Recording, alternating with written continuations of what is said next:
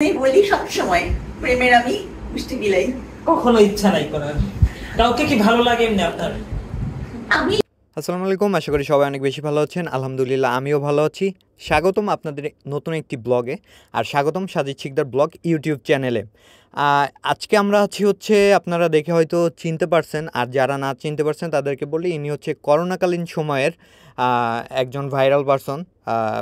বেশ কিছু কারণে ভাইরাল হয়েছিল। আমরা সম্পূর্ণ ভিডিওতেই দেখব কী কারণে ভাইরাল হয়েছিল বা কী হয়েছিল, সম্পূর্ণই ডক্টর সাবরিনা আপুর মুখ থেকেই আমরা শুনবো। তো আশা করছি নাম শোনার পরে আরও অনেকেই চিনতে পারছেন যে কে ইনি। তো চলেন আমরা ওনার সব কিছু আজকে শুনবো। করোনাকালীন টাইমে যে উনি হাজতে গিয়েছিলেন, পুলিশে ধরেছিল কেন, কি কারণে, সব কিছু মিলে আজকে আমরা ডক্টর সাবরিনা আপুর কাছ থেকে আমরা শোনার চেষ্টা করব। তো চলেন ভিডিওটি শুরু করা যাক। এখন আমরা আছি সাবরিনা আপুর বাসাতে, আর আমাদের চলছে শ্যুট। আর আমি পার্সোনালি এই ব্লগটা আমি করেছি, দেখতে পাচ্ছেন সাবরিনা আপুকে। তো আমরা এখন চলে যাব হচ্ছে ওনার কথাতে। তার আগে দেখতে পাচ্ছেন রোহিত ভাই এখানে একটু সাবরিনা আপুর সাথে ফটো সেশন করে নিল। এই তো তো আমরা এখনই চলে যাব মূল কথাতে। তো দর্শক আমাদের সাথেই থাকবেন, আর অবশ্যই এই চ্যানেলটি সাবস্ক্রাইব করে আমাদের পাশেই থাকবেন, আর এই পেজটিকে ফলো করে দিবেন। তো সবাই দেখতে থাকুন, আশা করছি পুরো ভিডিওটি দেখবেন। তো মূল ভিডিওতে যাওয়ার আগে আপু বলতেছিল আপনি আমার একটু ছবি তুলে দেন, হয়তো আপনি অনেক ভালো ছবি তুলতে পারবেন। আমি তো ডিওপি নামে আর কি, আমি তো ক্যামেরা পারসন, এই জন্য আপু বলতেছিল আমার কিছু পিকচার তুলে দাও। তো আপু পোজ দিচ্ছিল, আমি কিছু আপুকে পিকচার তুলে দিয়েছি। আপু দেখতেছেন কত সুন্দরভাবে পোজ দিচ্ছিল, পরে উনি দেখলো। তো এই তো এখনই আমরা মূল বক্তব্যে চলে যাব। যারা ধৈর্য ধরে ছিলেন এতক্ষণ তারা অবশ্যই পুরো সময়টা আমাদের সাথেই থাকবেন, আর এখন এই চ্যানেলটি সাবস্ক্রাইব করেন। জি আপু, কেমন আছেন? সুস্থ থাকবেন। আলহামদুলিল্লাহ ভালো আছি। আজকে আপনার কাছে এসেছি আমরা, ডিবিতে ছিলেন যে বর্তমানে যে সমন্বিত চরিত্র অফিসার যে ডিবি হারুন আলোচনায় রয়েছেন, আসলে তার কিছু ব্যবহার আর কি আপনার থেকে জানতে চাই, বা আপনার সঙ্গে কি ঘটেছিল মূলত ডিবি অফিসের একটু ঘটনাটা যদি আমাদের একটু বলতেন। আসলে সবচেয়ে প্রথমে বলতে চাই, তখন কিন্তু উনি ডিবিতে ছিলেন না, তখন উনি ডিসি ছিলেন, এবং ওখানেই আমাকে জিজ্ঞাসাবাদের জন্য ডাকা হয়েছিল। তো প্রাথমিক অবস্থায় যখন জেকেজির এই মামলাটা হলো, তো এই মামলাটার সাথে আমার কোনো সম্পৃক্ততাও ছিল না, বা আমি কোনো এফআইআর আসামিও ছিলাম না, তখন মোটামুটি কেউই ছিলাম না আমি মামলার সাথে।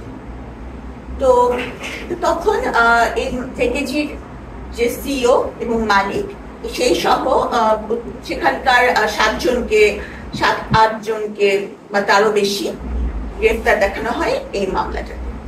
তো এটা নিয়ে আলোচনা চলছিল, যেহেতু করোনার সার্টিফিকেট নিয়ে মামলা। তো এর মধ্যে মামলা চলা মানে কয়েকদিন পর আর কি, ওই ডিবি হারুন মানে ডিসি ছিল তখন উনি আমাকে, হ্যাঁ, তো ফোন দিয়েছিলেন যে তার সাথে কথা বলার জন্য, বলে যে আপনি আসেন, আপনার সাথে মামলার ব্যাপারে কথা আছে। তো আমি তো মানে অবাক হয়েছি। তো আমি আমার যারা ক্লোজ সার্কেলে ছিলেন তাদের সাথে ব্যাপারটা শেয়ার করলাম। তো তারা বললেন যে যদি মামলার বিষয়ে কিছু হয়, তাহলে তো ওসি তোমাকে ফোন দিবে, ওসি ফোন দিয়ে তোমাকে কোনো কিছু জানতে চাইতে পারে, উনি কেন সরাসরি তোমার কাছে সাথে কথা বলতে চাবেন। এরপর আরেকবার ফোন দিয়েছিলেন, আমি যে কেন আসতে হবে, মানে তখন তো একটা ভয়, কারণ আমি শুনেছিলাম যে ডিবি হারুন মানে উনি খুব ক্ষমতাধর একজন ব্যক্তি, খুবই ক্ষমতাধর। আর হচ্ছে যে কিছু রিউমার বা শুনেছিলাম ওনার সম্পর্কে, যে কারণে সবাই ওনার কাছে যেতে নিষেধ করছিলেন। তো আমি বলতেছিলাম যে কেন আমাকে যেতে হবে, মানে কেন আসতে হবে, বলে কথা আছে। তো আমি বললাম যে আচ্ছা ঠিক আছে, কিন্তু আমি যাইনি, যেহেতু সবার কাছে সবাই মানা করছিল। তো এরপরে আর ফোন ধরিনি। তো যেদিন আমাকে গ্রেপ্তার দেখানো হয়, আমি সেদিন আমার হাসপাতালে এনআইসিভিতে কর্মরত ছিলাম। তো সেদিন ওখানকার সম্ভবত এডিসি বা এমন কেউ আমাকে ফোন করে বলেন যে আপনাকে ডিসি অফিসে আসতে হবে। তখন ওই সময় গণমাধ্যম কর্মীরাও ছিলেন।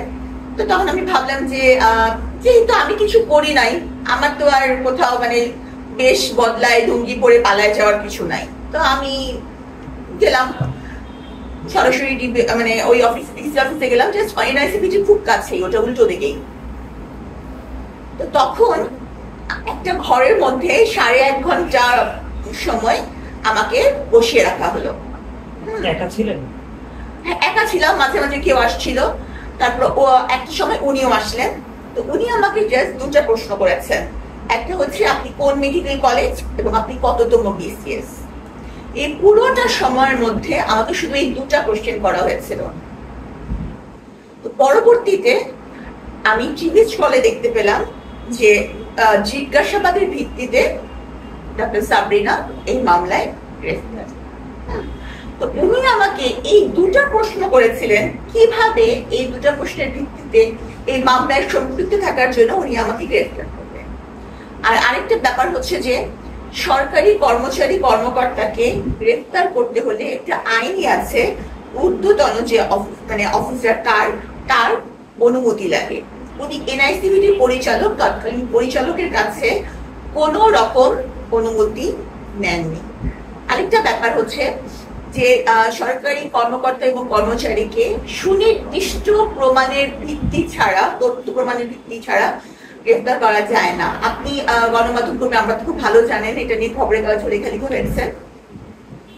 তো উনি কি প্রমাণ পেলেন আমার বিরুদ্ধে? কারণ হচ্ছে যে আমি এই প্রোপাইটারশিপ কোম্পানি, যেটা চার্জশিটে উল্লেখ আছে, সবখানে উল্লেখ আছে, জয়েন্ট স্টকে গেলেও সবাই জানতে পারবে যে প্রোপাইটারশিপ কোম্পানি ব্যক্তি মালিকানাধীন কোম্পানিতে চেয়ারম্যান বলে কোনো পোস্টই থাকে না, এবং এইটার কোনো ধরনের কোনো কিছু পদেই আমি আসীন নই। এটার যে অ্যাকাউন্ট, সেটার সিগনেচারই আমি না, আমি আসলে কিছুই না। একটা মাত্র জিনিসই ছিল যে আমার মৃত স্বামী যে উনি ছিলেন এটার মালিক। হ্যাঁ, অথচ এমন যখন ওনাকে গ্রেফতার করা হয়েছে তখন উনি মিডিয়ার সামনে, তখন সময় টিভি গিয়েছিল, উনি নিজেই বলেছেন যে আমার স্ত্রী এখানে থাকেন না, অনেকদিন ধরেই থাকেন না, উনি আমাকে ডিভোর্স দিয়ে দিয়েছেন। তারপরেও কিসের ভিত্তিতে এই মামলাটা উনি আমাকে সম্পৃক্ত করলেন, এটা একমাত্র উনিই জানেন। তো দর্শক, দেখতে পেলেন ডক্টর সাবরিনার কথোপকথন। তো আজকের মতন এই পর্যন্তই, দেখা হবে নতুন কোনো ভিডিওতে, নতুন কোনো ব্লগে। আশা করছি সবাই অনেক ভালো থাকবেন, সুস্থ থাকবেন, আর অবশ্যই সাজিদ শিকদার ব্লগ ইউটিউব চ্যানেলের পাশেই থাকবেন। আর এখনই এই চ্যানেলটি সাবস্ক্রাইব করে দিবেন, এই পেজটি ফলো করে দিবেন। আল্লাহ হাফেজ।